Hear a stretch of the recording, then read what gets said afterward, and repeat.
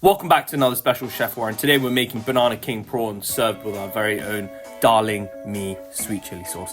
I know they look exotic, sound exotic, but definitely worth a try and that first crunch.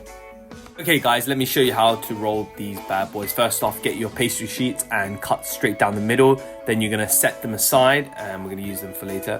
Next off, we're gonna get our banana. So I actually like a bit more of a ripe banana because when you fry it and you bite into it, it tastes less raw. It goes better, like especially with the pastry, it's gonna be crunchy and then you can have this sweet kind of savory taste to it. So I'm gonna cut my banana into quarters, then I'm gonna get 3 prawns because we're gonna make 3 banana prawns, and I'm gonna cut straight down the middle. You can remove the insides and then I'm gonna cut them into halves.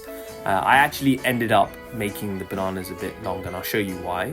Okay guys, now we're moving on to the rolling.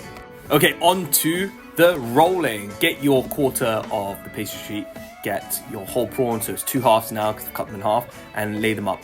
As you can see, I'm like, this doesn't fit. But what I wanted to do actually was to make them a bit longer because I think they just look nicer. So I'm gonna cut my quarter banana again in half.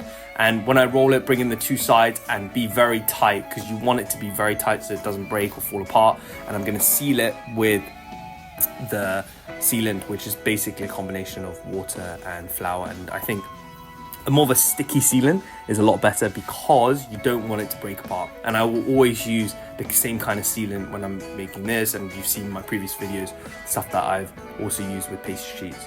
So I've made 3 different types of banana prawns in terms of sizes, and of course the end bit of the banana. I could have made one more actually, shouldn't waste that banana, but make sure you eat your bananas, do not waste food. I've actually eaten that, I put it to one side. But now let's move on to the deep frying.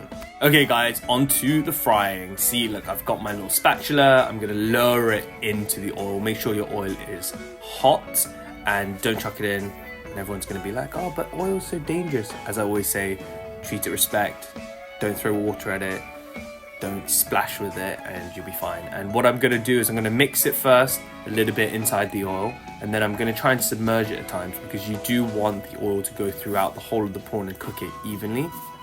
And you'll really know when it's done when it turns into a nice golden color. And what I always do and suggest is to rest it on some paper towels because there will be some excess oil and you don't want all like going all over the plate and the presentation just goes off. But when it's ready, it'll be nice and golden and we'll be ready to plate this and serve it. It does take about 1 to 2 minutes, so be patient.